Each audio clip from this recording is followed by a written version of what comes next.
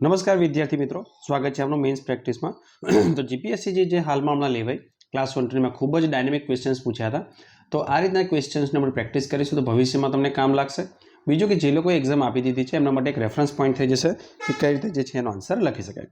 તો સૌપ્રથમ છે કે આપણે ઇતિહાસમાંથી ફક્ત એટલું શીખ્યા છીએ કે આપણે ઇતિહાસમાંથી કશું શીખતા નથી। આ કોણ કહે છે, તેનું અર્થ શું છે અને ભારતના ઇતિહાસના સંદર્ભમાં તેના ઉદાહરણ સમજાવો। ઇંગ્લિશમાં છે કે we learn from the history that we learn nothing from history. Who said this, what is the sense behind it, explain with 5 examples in context of Indian history. તો 5 એક્ઝામ્પલ સાથે જે છે સમજાવવાનું છે।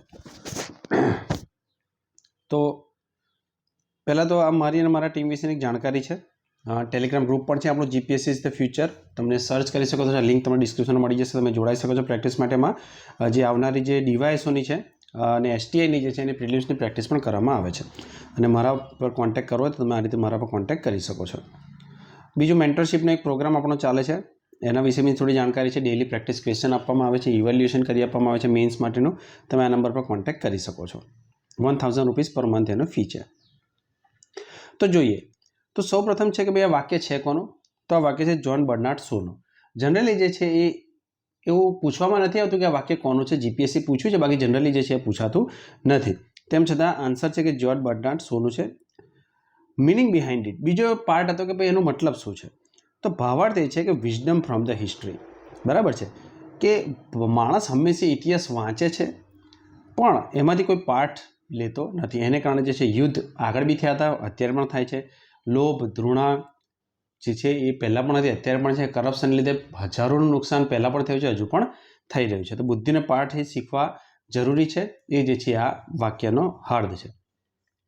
પછી મેઇન ક્વેશ્ચન હતો કે જેનો 5 એક્ઝામ્પલ આપવાના હતા in context of Indian history. તો સૌપ્રથમ આપી શકાય કે ભાઈ ઇન્ટરનલ ડિસયુનિટી એન્ડ ફોરેન ઇન્વેઝન, કે ભારતમાં આંતરિક જે છે એ વિખવાદ હતો, ચાહે જાતિવાદના આધારે હોય, પ્રદેશવાદના આધારે હોય, રાજાઓના અંતર્ગત હોય। એને લઈને જે છે વર્ષો પહેલાં શક, કુષાણ આપણે ભણીએ છીએ હિસ્ટ્રીમાં, એમણે જે છે ઇન્વેઝન કરેલું। ત્યારબાદ મુગલ્સ આવ્યા, એ પણ એટલા માટે ભારતમાં રાજ કરી શકે કારણ કે ઇન્ટરનલ એકતા નથી અને આપણે એમાંથી કોઈ બોધ ના શીખ્યા ને એને કારણે જે છે અંગ્રેજો પણ એનો લાભ ઉઠાવીને ભારત ઉપર રાજ કર્યું। બીજું છે કે જે 1857નો જે રિવોલ્ટ જે નિષ્ફળ ગયો હતો, એમાં પણ જે છે એક હતું કે હિન્દુ મુસ્લિમ એકતા પર જે છે એ અંગ્રેજો દ્વારા જે છે એમાં ઘાત કરવામાં આવ્યો હતો એક પ્રકારે, કે ભાઈ મુગલ્સ જે છે ફરી સત્તા પર આવી જશે। તો એને કારણે જે છે ઘણા દેશી રજવાડા હતા, એમણે જે છે સાથ નહોતો આપ્યો। તો હિન્દુ મુસ્લિમ એકતા આગળ પણ નથી, નુકસાન થયું હતું, ફરી જે છે અંગ્રેજોને હટાવવાનો એક મોકો હતો પણ આપણે એમાંથી શીખ્યા નહીં। પાર્ટીશન, ઇવન જે છે એ પાર્ટીશનનું પણ એક કારણ એ બન્યું કે હિન્દુ મુસ્લિમ એકતાને નહીં હોવાને કારણે જે નુકસાન થયું દેશને, એમાંથી આપણે શીખ્યા નહીં અને જે છે એ છેલ્લે પાર્ટીશન એનું થઈ ગયું। ચોથું છે corruption end power struggle after independence, કે જે છે કરપ્શન જે છે એ વર્ષોથી ભારતમાં થતું આવ્યું છે અંગ્રેજોના સમયથી।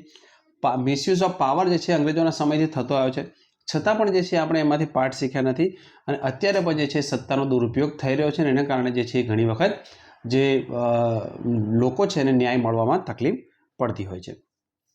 પાંચમું છે પર્યાવરણ પ્રત્યે ઉદાસીનતા।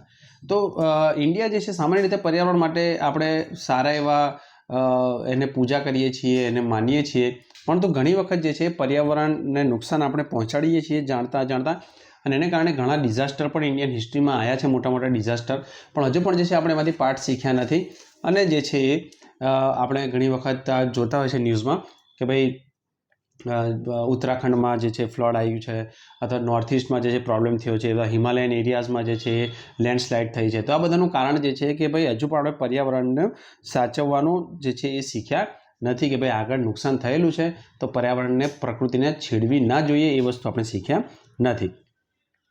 કન્ક્લુઝનમાં શું લખી શકાય કે કન્ક્લુઝનમાં એ છે કે learn from the history, not just study. બરાબર, આ એક તમારી કન્ક્લુડની લાઈન હોવી જોઈએ।